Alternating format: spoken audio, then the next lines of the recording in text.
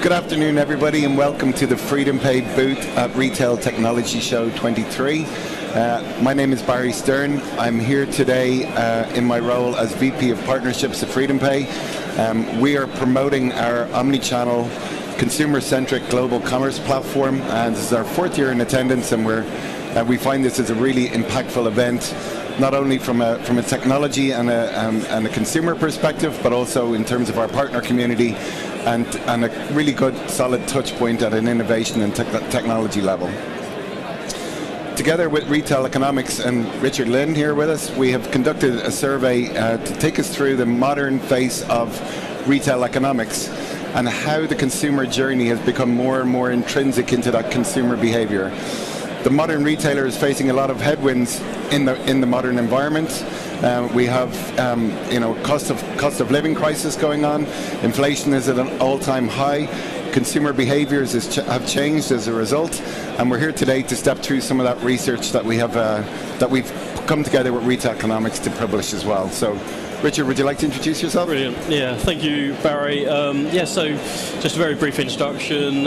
Richard Lim, CEO of Retail Economics. Really delighted to have been, to partner with FreedomPay to do this research. I think at the very heart, it was about really trying to understand. We've been from one crisis to another crisis. We've had the impact of the pandemic, the shift towards online, and consumers have then directly led into a cost of living crisis. And at the very heart of this research is really about understanding how the cost of living crisis has affected consumers across every stage of the customer journey, from the awareness and research of products right through to purchase, service and return. So some really fascinating insights. Yeah, I think myself and Richard caught up yesterday, and one of the really facts that resonated with me most, Richard, was how you positioned the COVID blip, if you like, of online spend as I think you said a £58 million blip or £1 billion blip. Yeah, absolutely. Can you talk to us a little bit about that? Sure. Yeah, I think we've now got the benefit of data to be able to look back and actually try to assess and quantify the impact of the pandemic. And so one of the things that we found is, if you look at the long run trajectory of online growth over the last kind of like 10 years, and you kind of map that out, then essentially what we've seen is a shift towards online. It's actually a £54 billion blip in terms of online, but actually online sales have returned in terms of the market size to where we would have expected to have been just based on long-term trends. So it has been a blip. It has had an impact on the composition of online sales, so the mix between pure online retailers and multi-channel retailers, and actually the competitive advantage now lying with kind of multi-channel, omni-channel retailers. But yes, lots of moving parts within the industry. A £58 billion blip is something I think we can all appreciate. Let's have a look at some of the details and statistics within the analysis itself. So I think we conducted a survey over 2,000 consumers up and down the country, and what that data tells us is when we extrapolate energy and food and consumables from that basket of goods, that a certain demographic is spending a lot more time online on a weekly basis actually researching their purchases. And I know in a slide or two we're going to dive into that a bit deeper, but that lends itself, from my perspective, into that really interesting thought process where, okay, the consumer is looking at their spend, their discretionary spend, but they're researching how they're going to spend that money to the nth degree, and really within a certain demographic, not necessarily finishing that purchase online, but yearning for that experiential experience in store and through other channels, which to me is the polarity of where we were a couple of years ago. Yeah. So that's some really interesting experience, and reducing the friction in that consumer journey. So while their online sales have declined by up to 15%, we still see consumers moving towards that experiential purchasing journey, which to me is really interesting as well. Yep. So let's talk about the statistics themselves. If you want to kind of bring us through the survey itself, Richard, and some of the data that we took out of that. Yeah, sure. So we conducted a nationally representative consumer panel across the UK. The questions that we asked were really designed to try to segment customers, to really try to understand their behaviours. So while we have the kind of the typical outlook of how do the Gen Zs compare to millennials and other segmentations of the data. We've gone at that step further as well to really understand other motivations that lie behind their purchasing behaviour, and also drilling down onto what that actually means in terms of browsing and researching purchase, service and returns throughout the customer journey. Wow, I also hear a lot about cash and how cash has become, if you like, an instrument for people to maintain budgets now. They take out a set value of cash at the start of the week. They know they have that budget to spend, and anything above and beyond that is kind of outside of the bounds of their discretionary spend from a budget perspective. Really interesting to see cash making a play in the consumer journey. Yeah, no, fascinating, and I think that kind of retrenchment back to store has been, I think it's happened faster and it's gone deeper than many commentators, including myself, had appreciated. And I think the really driving force behind that has been the cost of living crisis. And people's budgets are under intense pressure, and they're looking at ways to try to kind of effectively manage that. And an increased use of cash has emerged as one of those tools that people are using. So they're going to the cash point, withdrawing £100, which is their budget for the week, and then just using that as a means to try to manage their budgets. And of course, that has a negative consequence on online sales. Talk to me a little bit about the challenges facing the modern consumer. So we talked about the cost of living crisis. What else? What other headwinds are in the face of the modern consumer as we kind of exit a post-Brexit, post-COVID period? Yeah. What else are consumers facing that are challenging to their spend? Yeah, well, I think there's kind of, obviously there's two sides of the coin here. There's the challenges, but then there's also lots of opportunities as well. And I think it's really important not to lose sight of those opportunities. So you're right. So while the cost of living crisis has put focus on consumers, and they've adapted their behaviour to try to navigate these challenges, there's also 20% of the most affluent households are responsible for 40% of consumer spending. So these are typically consumers where the cost of living crisis hasn't had a huge impact on their spending behaviour. It's a bit of a kind of a keep calm, carry on mentality. So this is a kind of a really rich cohort of consumers that retailers really need to be trying to engage with. I think the other areas though where we've seen an impact on consumer behaviour has definitely been around technology and the adoption of new technology.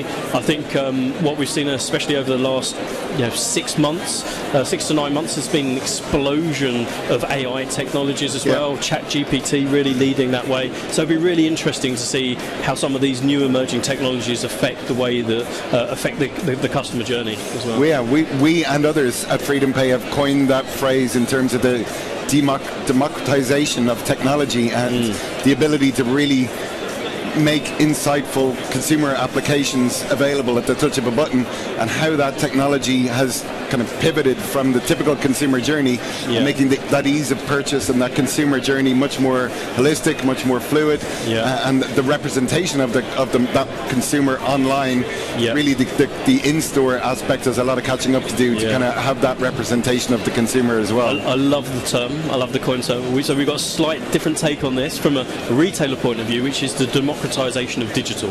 Right. And I think that from a retailer perspective, the cost of implementation of a lot of these digital technologies has come down a lot. And so I personally feel we're on this kind of curve of rapid technological expansion, and for retailers who have gone through that digital transformation period, it's something that they cannot lose sight of and really need to grasp. And with the explosion of democratization of digitization, as you say, that's a mouthful.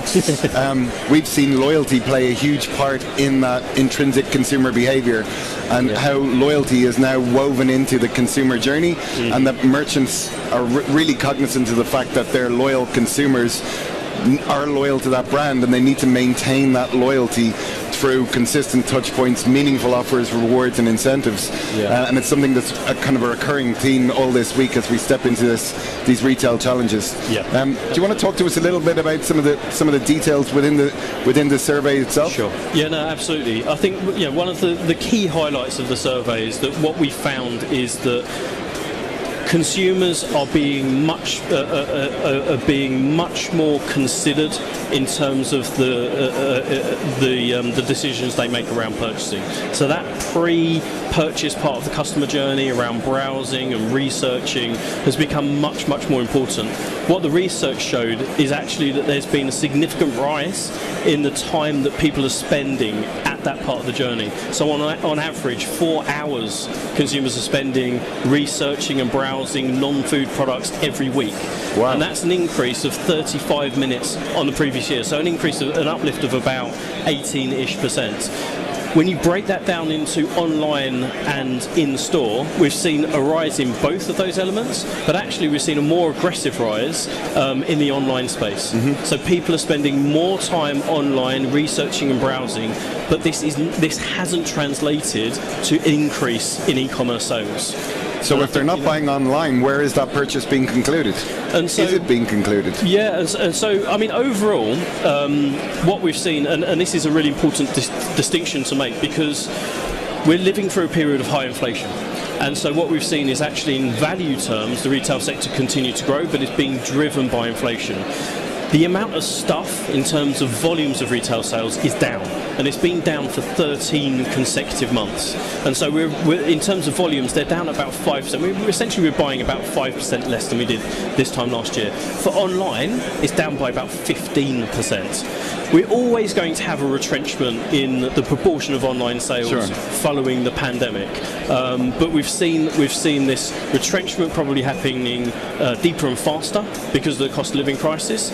And what we've seen also is that if you look at online sales as a whole, the mix between pure online and multi-channel has changed, and actually the competitive advantage now leaning more towards the multi-channel players. That's really fascinating insight, and something I know our partners, merchants and customers will be really interested in taking advantage of the data that we're going to provide.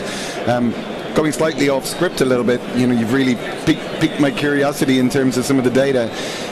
If, as expected, we see interest rates declining, how do you think that will impact the consumer journey from an online sales perspective? Do you expect to see that 15% decrease or detrenchment, as you call it, increase again up, substantially, or did we hit a peak during the COVID period that was unsustainable from your perspective? Appreciate you don't have a crystal ball, Richard. But Sure.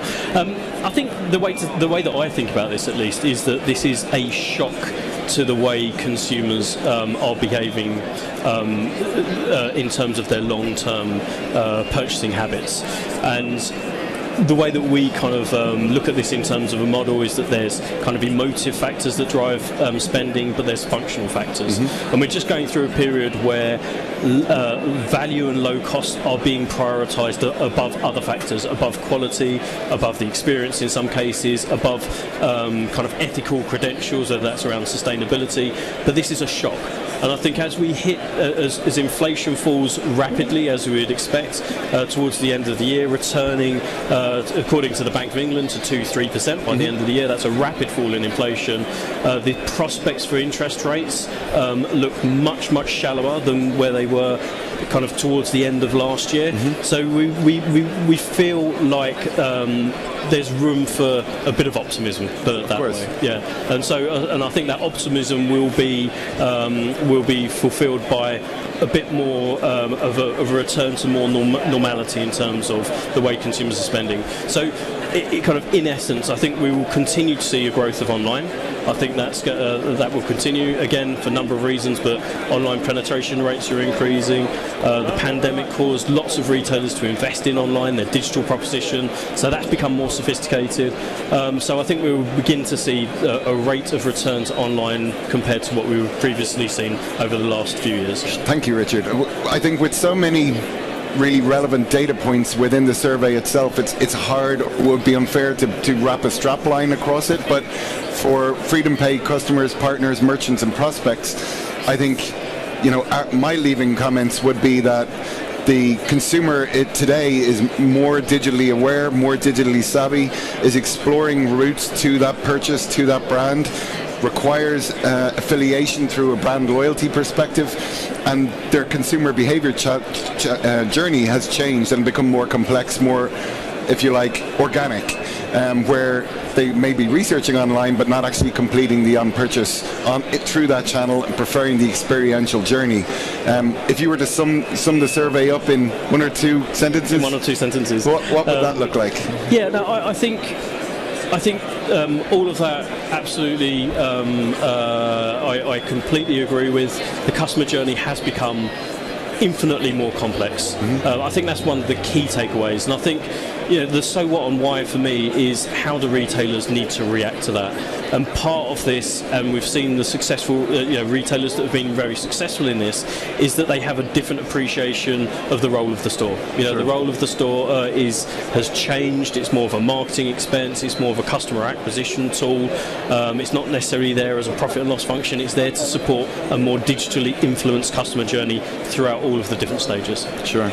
So I think for me the closing comments are for merchants and partners alike that the modern consumer in the times we're living through is researching you as a brand, and equally you should be researching your consumer and providing that ease to market, ease to sale, omni-channel, data-driven experience.